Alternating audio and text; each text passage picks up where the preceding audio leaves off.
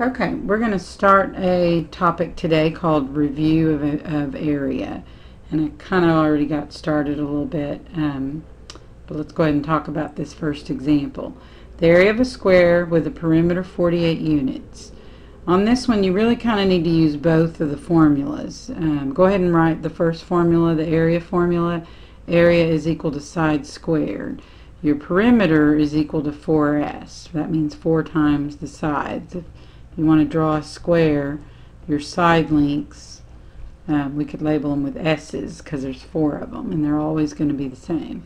So on this one, since they gave us the perimeter, I'm going to write 48 equals 4s because I'm filling in for the perimeter.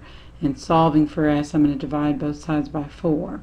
So your side length is 12. I think I'll write that over here. If your side length is 12, then when you want to do the area, you have to square that. If you're going to use a calculator, make sure you remember where the square key is. If you type in 12 and you want to square it, this is the key you want to use right here. So you square your 12. That's 144. The light's kind of shining on it. So that's the number of square units. That's your area. And since this one doesn't say centimeters, you don't get to write square centimeters. Just write, I'm going to use SQ for square and then the word units. That'll work. Okay, I kind of started number 2. Number 2 wants to know the area of this rectangle, and they've given you, this is called the diagonal of the rectangle, and that's not part of the area formula. The area formula is length times width. And on this one, they did not give us the length, they only gave us the width. So we have to figure out the length using the quadratic formula. The quadratic formula is a squared plus b squared equals c squared. Your c in this case would be your 4 times the square root of 5. And I'm going to show you how to square that in the calculator. If you type in 4 times the square root of 5, I want you to notice that on the calculator it does wait a minute, let me zoom in a little bit. I think I know how to do that. I'm going to zoom in so you can see the calculator a little bit better. Maybe that helps. But when you put 4 times the square root of 5, you will need to close the parenthesis. Actually, I forgot to put the parentheses around the entire thing. So I'm going to push enter and then square it. And then I'm going to show you another way to do it. The reason you're going to have to use a double set of parentheses if you want to use the square key here is you don't want to square just the square root of 5. You want to square the entire product. So you will have to put the entire product inside the parentheses if you want the calculator to do it correctly. So notice I started with an open parenthesis, 4 times the square root of 5, and since the calculator puts a parenthesis, I had to use a double parenthesis at the end. But you will, oops, I forgot to square it. Let me try that again. 4 square root of 5, double parenthesis squared. So your answer is 80. So when you square 4 times the square root of 5, you get 80. So a squared plus 4 squared is 16. Now when you want to solve for 8, you need to subtract 16 on both sides. That'll give you a squared is equal to, when you subtract 80 minus 16, you get 64. And remember, you're not done because you got to find the length of just a, not a squared. Anytime you have a squared variable and you want to figure out what just the a would be, you're going to take the square root of 64, which is 8. Now that we know our length, your area formula is length times width. So the area of this rectangle is 32 square units. And that's the answer to number 2. Alright, let's move on to number 3. Example number 3 is a parallelogram. The formula for an area of a parallelogram is base times height. And in this case, the base is 14 and the height is 8. This number is not a height. This is really one of the sides of your parallelogram that you're really not going to use. You might want to mark it off because you're not going to use that one. So this one's a pretty easy example, you're just multiplying 14 times 8, which is 112. So put 112 square units. Okay, looking at number 4, you're still going to need to use the base times the height, but on this one they have not given you the height. They gave you the base because in a parallelogram the opposite sides are always congruent, so we can label the base here 15. We just don't know what the height is. The height is across from a 30-degree angle. Now this one is drawn kind of interesting because in a 30, 60, 90 the opposite side to 30 is the smallest side. I think I'm going to sketch that for you just to help you remember. On a 30-degree angle and a 60 and a 90, this is called a special right triangle. Your short leg, which is the one we're going to get, is, I'm going to label it X. Your long leg is always that length times the square root of 3. And then your hypotenuse will always be twice whatever your short leg is. So if you notice on the example 4, they're giving you the hypotenuse. The hypotenuse now would represent my 2x. So my short leg would be 6. And since 30 is in this corner, that means my height is 6 because it's going to be the opposite of the 30-degree, and that's the short leg. It's always half the hypotenuse. So now we have the base 15 and the height 6. Multiplying 15 times 6 gives you 90. So 90 square units would be the answer to example 4. Alright, example 5 is a new shape. This one's a triangle. The area formula of a triangle is 1/2 base times height. And on this one again, we do not have one of the units that we need. On this one we are going to have to use the Pythagorean theorem again, because a squared plus b squared equals c squared. You are going to need to figure out, when you talk about a triangle's height and base, they have to be perpendicular. So the base right here would be the one at the top. I'm going to use that for my base. My height would be 5, and you don't know the base, so you will have to use a squared plus b squared equals c squared. And remember, your hypotenuse is always going to be the biggest side opposite the 90-degree angle, so make sure you put that under your c squared. So this one is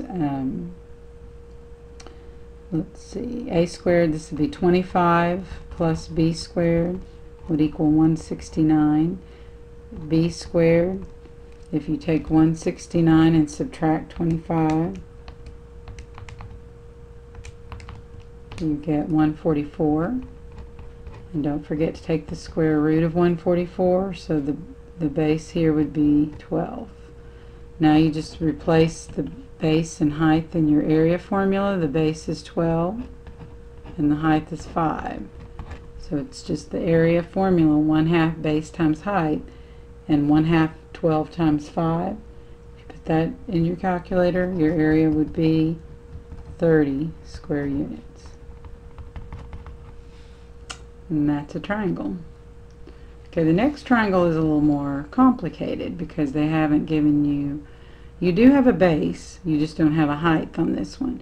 And when they mark all the sides the same, that's an equilateral triangle, and all equilateral triangles have 60-degree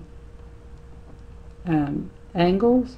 When you draw an altitude or a height, I'm going to go ahead and sketch that inside, you actually cut the 60-degree angle up here in half.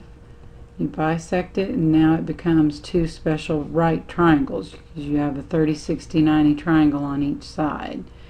And remember, on a 30, 60, 90, the short leg, the one opposite the 30-degree angle, is always half the hypotenuse. That means this is going to be 4. We could label this one 4 also. That just means the distance from here to here is 4. Now to get the long leg of a 30, 60, 90, it's always opposite the 60-degree. You take whatever your short leg is and multiply it times the square root of 3. So 4 times the square root of 3 would be the height of this triangle. Let's go ahead and write the formula. It's 1/2 base times height. The base here is 8, and the height is 4 times the square root of 3.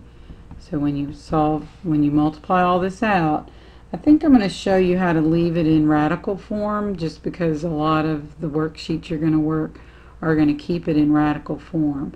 That square root of 3 just means you're going to multiply. If you leave it as a square root of 3, that's leaving it in radical form. You're just multiplying the 1/2, the 8, and the 4.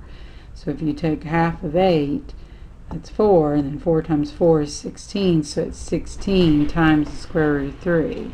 Now you can type in 16 times the square root of 3 and get a decimal answer. That would be 27.7, which is fine. You can either write it in radical form or in decimal form. I think I'm going to, for most of the problems we work, I'm going to put them in radical form. Let me know if you have questions about that one. Alright, example 8 is the area of a rhombus. A rhombus has 2 diagonals, and in a diagonal it goes from a vertex to an opposite vertex. So if you look at this line right here drawn on this rhombus, and remember, let's go back for a second, a rhombus, all the sides are the same. I think I'll go ahead and mark those. Let's tick mark all the sides. It's kind of like a square, but the angles aren't 90 degrees. All the sides are the same. Another interesting fact you remember about a rhombus is that you end up with right angles inside where they bisect each other. So if you want to label your diagonals, all the pieces of the diagonals, this one's 4 and 4, so this entire length of this diagonal is 8. And the way the formula is written is D1, D2, meaning the 2 diagonals. And it's just 1/2 D1 times D2. So you're going to multiply 1/2 times, now this diagonal from here to here would be 8, and the diagonal from this vertex to this vertex would be 6. So it's 1/2 8 times 6. That gives you an area of, let's make sure I do this right, 1/2 48, so yes, that would be 24 square units. And that's the answer to number 8. Be sure you're writing down the formulas because you want to make sure you have these in your notes. The next one's talking about an isosceles trapezoid, and there's not a picture, so I'm going to talk about these two words, the word isosceles and the word trapezoid. An isosceles trapezoid has 2 sides, and they're called legs, that are the same length. And unfortunately my template doesn't really show that, so to draw one for you, I'm going to flip this over. The reason I did that is because I want the legs of this trapezoid to be the same. That's what this word means. Let's go ahead and label them. You can just sketch one that looks kind of like mine. Alright, the legs each measure 10. So go ahead and put 10 for each of the legs of your trapezoid. The bases are 12 and 2. Let's put 12 down here and 2 here. Those are your bases. The base angles measure 60 degrees. This is a lot of information just written in words, but it's giving you a picture that would look like this. Now I'm going to go ahead and draw a little dotted line for the height here. This is I'm going to label it H. And if you notice, we have a 30, 60, 90 triangle right here. And the hypotenuse is 10. That means the short leg, the one across from the 30-degree angle, would be 5. Let's put this in our notes for special right triangles over in the corner so you can have it to refer to. On a 30, 60, 90, your short leg was usually labeled as an X. You double that to get the hypotenuse, that's the one across from the right angle, and you always multiply your short leg times the square root of 3 when you want to figure out the long leg, or the one opposite the 60-degree angle. So in this case, since the 5 is the short leg, that means my height is going to be 5 times the square root of 3. So now you have everything you need to solve this one, because the area formula is 1/2 the quantity of base 1 and base 2 added together times the height. So you're going to have 1/2. Remember, the bases were given to you, 12 and 2. It doesn't really matter which one you call B1 or B2. And the height, because of our special right triangle, the height is 5 times the square root of 3. Now again, I'm going to show you how to leave this in radical form. Just kind of ignore the radical 3 and just leave it. It's going to be part of your answer. So if you do half of 12 plus 2, well, 12 plus 2 is 14. So half of 14 is 7, and 7 times 5 is 35. So 35 times the square root of 3 is an answer that's left in radical form. Now if you want to go ahead and multiply it, just type it in the calculator, 35 times the square root of 3. Another acceptable answer would be 60.6. This is really called an exact answer, and this is an estimate. That's when you just go ahead and multiply by the square root of 3. But if you're going to leave it in radical form, just bring it down as part of your answer. Just do not multiply it when you do the formula. This one has a unit centimeters, so I think I will label it as a square centimeter. Okay, come see me if you have any questions.